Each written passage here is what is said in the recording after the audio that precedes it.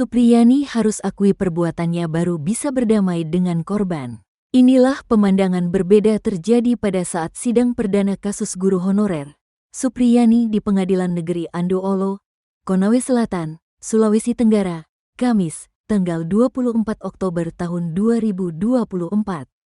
Saat sidang telah dibuka oleh majelis hakim, sejumlah pihak masih meminta agar kasus ini diselesaikan secara damai. Supriyani tiba di Pengadilan Negeri Andoolo sekitar pukul 9.45 WITA. Kemudian sempat duduk di ruangan tunggu sekitar 5 menit. Selanjutnya, petugas pengadilan mengajak Supriyani langsung masuk ke ruang pengadilan. Sekitar beberapa menit petugas sidang kemudian mencoba mengatur sidang. Setelah itu, 3 orang majelis hakim masuk ke dalam ruangan lalu membuka jalannya sidang. Namun, sekitar 5 menit Supriyani tak masuk ke dalam ruang sidang. Ternyata, sejumlah pihak sedang mencoba kembali melakukan mediasi agar kasus ini bisa damai.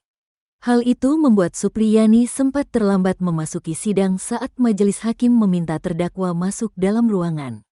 Kejadian ini berbanding terbalik sebelum menjadi perhatian publik atau viral, di mana saat itu Supriyani mencoba untuk berdamai, tetapi tidak pernah mendapatkan titik temu. Bahkan, Supriyani sendiri sudah menjalani tahanan di Lapas Anak dan Perempuan Kota Kendari ketika berkas perkaranya sudah dilimpahkan ke pengadilan.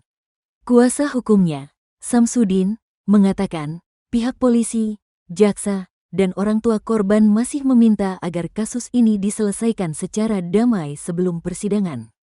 Ia tadi sempat ada upaya itu, tapi terlanjur kasus ini sudah di persidangan, bahkan tadi sidang sudah dibuka, dan kami diajak oleh pegawai pengadilan karena hakim sudah menunggu, katanya ketika dikonfirmasi seusai sidang. Ditanya soal mengapa tidak ada titik temu, Samsudin pun mengatakan ada 2 syarat terpenuhinya restoratif justice, salah satunya Supriyani harus mengakui perbuatannya. Makanya tidak ada titik temu, karena Ibu Supriyani berkeyakinan kalau dirinya tidak melakukan perbuatan itu, aniaya murid, katanya. Sehingga pihaknya membiarkan kasus ini dibuka seterang-terangnya di pengadilan untuk mengetahui kejadian sebenarnya, termasuk adanya permintaan uang damai dan Supriyani diminta mundur menjadi guru. Itu semua nanti kita akan buka di persidangan secara terbuka, katanya. Berikut ini keseharian guru honorer Supriyani usai mengajar di SDN di Kecamatan Baito, Konawe Selatan, Sulawesi Tenggara, Sultra. Supriyani adalah terdakwa kasus kekerasan fisik anak yang saat ini sudah masuk tahap persidangan. Ia dituduh menganiaya muridnya sendiri yang merupakan anak polisi. Terlepas dari kasus yang menjeratnya saat ini, terungkap bagaimana keseharian Supriyani. Meski berprofesi sebagai guru honorer, ia tidak bergantung dari satu sumber mata pencaharian. Terlebih kondisi gaji guru honorer yang tidak menentu, mengharuskannya bekerja lebih giat lagi. Sehingga, waktunya sehari-hari dihabiskan hanya untuk bekerja. Terlebih, ia harus mengumpulkan uang untuk kebutuhan hidup dan membangun rumahnya yang masih seadanya. Kepada tribunnyusultra.com, tetangga guru honorer tersebut menceritakan keseharian Supriyani. Suyatni, 57, menyebut tetangganya tersebut jarang berbaur dengan para warga. Pasalnya, menurut Suyatni, si guru honorer itu banyak melakukan aktivitas di luar rumah. Usai mengajar, Supriyani biasanya langsung ke sawah untuk membantu suaminya. Dia hanya mengajar, setelah itu pulang langsung ke kebun, katanya kepada tribunnyusultra.com. Selama Supriyani dan suaminya tinggal di rumahnya, menurut Suyatni tak pernah terdengar nada keras dari guru honorer tersebut. Ia juga tidak pernah melihat Supriyani memukul anaknya. Meskipun, sesekali Supriyani akan menegur anaknya jika bermain hujan. Tidak pernah memukul, itu anak-anaknya kalau main hujan dia hanya tegur, ujarnya. Sementara, sosok suami Supriyani bekerja serabutan. Selain berkebun, Katiran terkadang bekerja di bengkel dan kadang menjadi pekerja bangunan. Suaminya kadang di kebun, kadang kerja bengkel, kadang juga ikut kerja bangunan, jelasnya. Berikut ini isi dakwaan kasus Supriyani guru honorer yang dituduh aniaya murid anak polisi di Konawe Selatan, Sulawesi Tenggara, Sultra. Saat sidang perdana dengan agenda pembacaan dakwaan, diurai oleh Jaksa Penuntut Umum, JPU, terkait dengan kronologis kejadian. Di mana pada saat kejadian disebutkan korban sedang bermain dengan teman-temannya.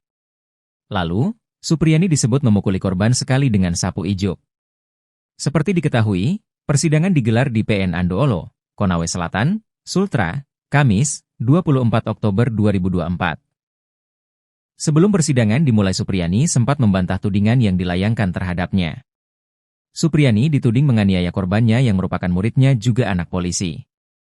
Jaksa Penuntut Umum, JPU, Ujang Sutrisna, membacakan dakwaan pada Supriyani. Dalam dakwaan tersebut dijelaskan mengenai kronologis kejadian saat Supriyani dituduh menganiaya muridnya.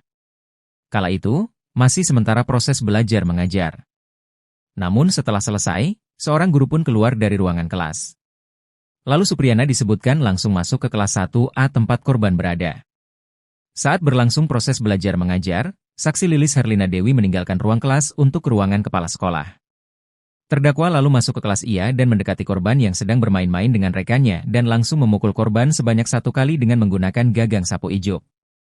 Jaksa menyebut akibat kekerasan yang dilakukan terdakwa, korban mengalami luka memar dan lecet di paha belakang, sesuai hasil visum Puskesmas Palangga pada Jumat, 26 April 2024.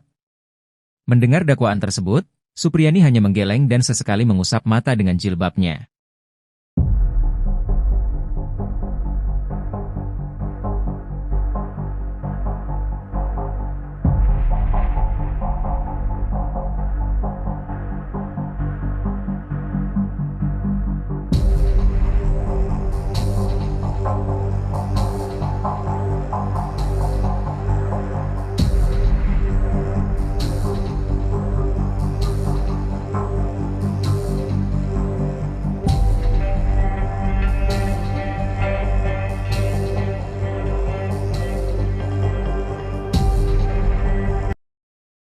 Berikut ini keseharian guru honorer Supriyani usai mengajar di SDN di Kecamatan Baito, Konawe Selatan, Sulawesi Tenggara, Sultra.